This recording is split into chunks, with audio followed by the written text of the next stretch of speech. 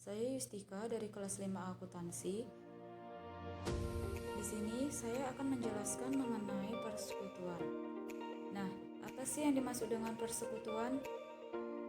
Persekutuan adalah penggabungan di antara dua orang atau lebih untuk memiliki bersama-sama dan menjalankan suatu perusahaan guna mendapatkan keuntungan atau laba. Berikutnya karakteristik persekutuan.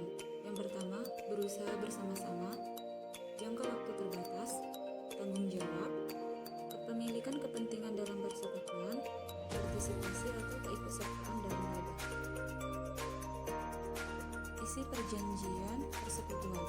Yang pertama, nama persekutuan, tanggal keberlakuan, besarnya investasi, hak dan kewajiban investasi, buku-buku catatan dan laporan keuangan, pembagian keuntungan, hal-hal khusus yang menyangkut masalah pembebanan dan penerimaan jasa tertentu di antara anggota, asuransi jiwa, dan penyelesaian apabila ada perselisihan. Berikut ini adalah contoh akuntansi penyertaan modal dalam persekutuan. Misalnya, tuan A, B, dan C mendirikan suatu persekutuan dengan investasi masing-masing 90.000, 40.000, dan 65.000. Mereka setuju untuk membagi keuntungan atau kerugian guna perbandingan yang sama. Apabila persekutuan mendapat laba 105.000, maka rekening modal untuk masing-masing anggota menjadi sebagai berikut.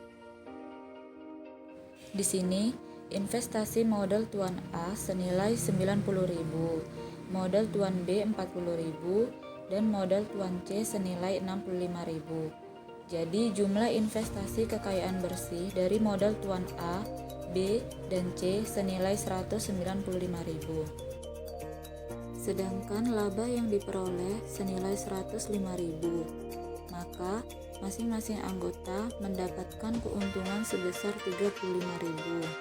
Jadi jumlah kekayaan bersih 300.000 didapat dari 195.000 ditambah dengan 105.000, dan jumlah modal A sebesar 125.000 didapat dari 90.000 ditambah 35.000, dan modal B 75.000 didapat dari 40.000 ditambah 35.000, sedangkan modal C 100.000 didapat dari 65.000 ditambah 35.000.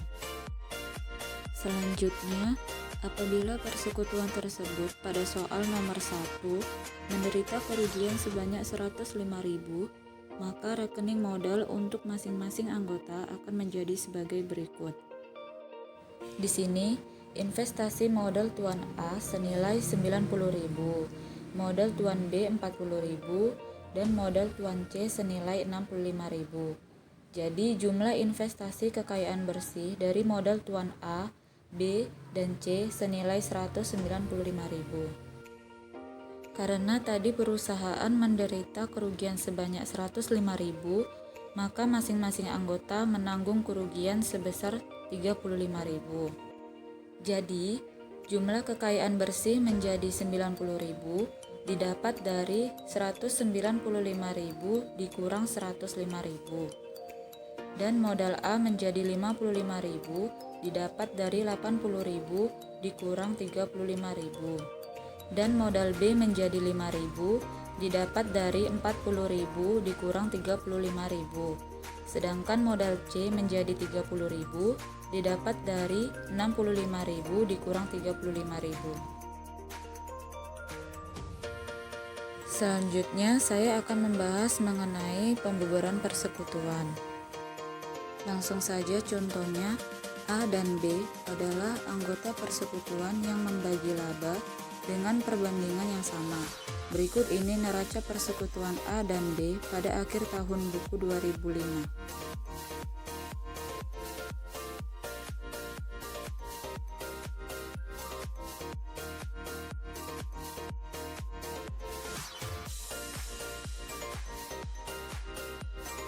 Pada saat itu, C ingin masuk dalam keanggotaan persekutuan dengan membeli 1/4 bagian hak penyertaan A dan B dengan membayar sebesar 3.750.000.